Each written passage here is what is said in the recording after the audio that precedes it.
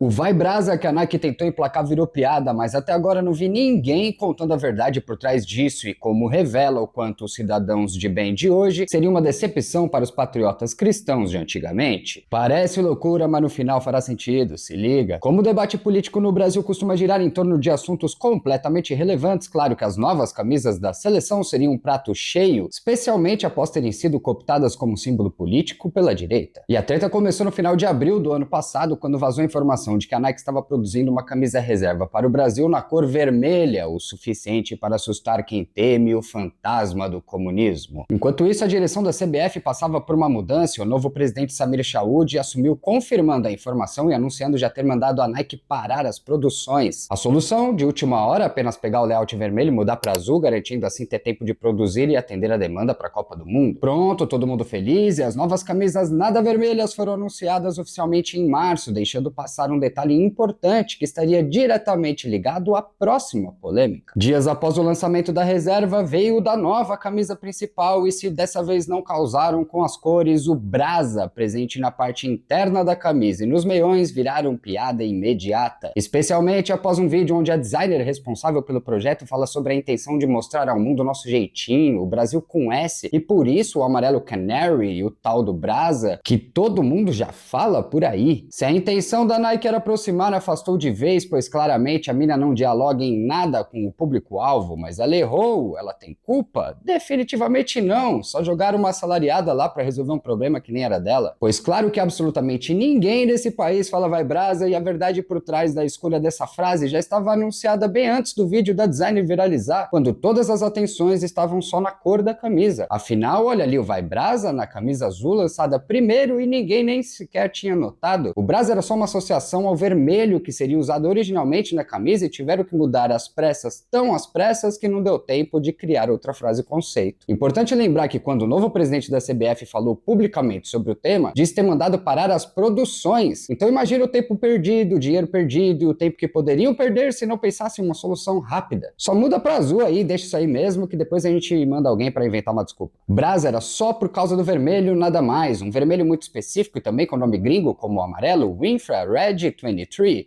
referência direta ao Michael Jordan e à sua marca. Criada em 1984, focada em tênis de basquete, tendo o novato Michael Jordan como garoto propaganda, a marca Jordan virou um sucesso à parte dentro da Nike, a ponto de, após 13 anos, ser anunciado que agora atuaria como uma marca autônoma, ainda que sob as asas da empresa-mãe. Basicamente, a Nike descobriu que se podia cobrar caro enquanto usava o seu logo tradicional, podia cobrar ainda mais caro quando usava o Jumpman, visto como uma marca quase de luxo. E essa é a única verdade por trás da escolha do Infrared 23 como a cor da primeira camisa da seleção com a marca Jordan na história. Marketing, não comunismo. Em 2016, quando o PSG montava um time de estrelas, a Nike viu a chance perfeita de testar a aceitação e valorização da Jordan em uma camisa de futebol, aproveitando a contratação do seu então garoto propaganda Neymar. E deu tão certo que decidiram usar a seleção mais popular do mundo para chamar a atenção do mercado, vestindo o Brasil com o vermelho e preto da Jordan em uma Copa sediada nos Estados Unidos, com direito à desculpa mais que perfeita, que é o que enfim nos leva à revelação de que os cristãos de hoje seriam uma vergonha para os de outrora. Procure nos livros de história o dia em que nosso país foi batizado como Brasil e falhará miseravelmente. O fato é que o nome oficial desse país era Terra de Santa Cruz, um nome tão cristão quanto a missão portuguesa por aqui, mas sabe quando o apelido pega mais que o nome? Tipo o meu? Pela abundância de uma madeira que produziu uma tinta vermelha como Brasa, rapidamente os europeus viram aqui quase como um depósito dessa tinta, e como no começo só vinham pra cá pra buscar isso mesmo, tal qual quem vai comprar mármore diz estar indo à marmoraria, passaram a se referir aqui como Brasil, o lugar que tinha tinta Brasa, e aos poucos simplesmente os mapas, cartas e documentos passaram a circular com o Brasil no lugar de Terra de Santa Cruz, o apelido pegando a ponto de a própria coroa ir adotando gradativamente, provocando a ira dos cidadãos de bem cristãos e patrióticos daquela nova colônia, afinal, estavam rejeitando um nome cristão. Segundo estudos da historiadora Laura de Mello Souza, um mito de que a escolha do nome era uma disputa entre Deus e o diabo passou a ser muito espalhado, possivelmente uma ideia lançada originalmente pelo cronista e um dos primeiros historiadores portugueses, João de Barros. Em Décadas da Ásia, publicado em 1552, ele alerta sobre a heresia que seria trocar o nome do pau da cruz de Cristo pelo pau-brasil, dizendo ser um plano do demônio. Uma visão que pegou tanto que em 1576, o primeiro livro sobre o Brasil publicado na história, escrito por Pero de Magalhães de Gândavo, tem simplesmente o nome História da Província Santa Cruz, a que vulgarmente chamamos Brasil. E logo no primeiro capítulo o autor reforça a ideia ideia de João de Barros, falando que Brasil era um nome plantado pelo diabo, descontente com a chegada do cristianismo naquela terra pagã. Já 75 anos após o livro de João de Barros, foi a vez de Frei Vicente de Salvador, em seu livro História do Brasil, com Z, demonstrar como o mito da maldição diabólica era popular e perdurou ao longo de décadas, ao defender inclusive que o Brasil estava fadado a não dar certo desde que cedeu à chantagem do pata rachada. Portanto, toda a polêmica em torno das camisas da seleção, por mais relevantes que sejam, ainda assim tem muito a contar sobre a história do Brasil e ainda mais para revelar duas curiosidades sobre os cristãos patriotas desse nosso país. Se por um lado os de hoje em dia são bem diferentes dos de antigamente ao defenderem com unhas e dentes o uso do nome Brasil, por outro lado parecem exatamente iguais aos daquela época, ao tanto se incomodarem e discutirem sobre paus. É nóis!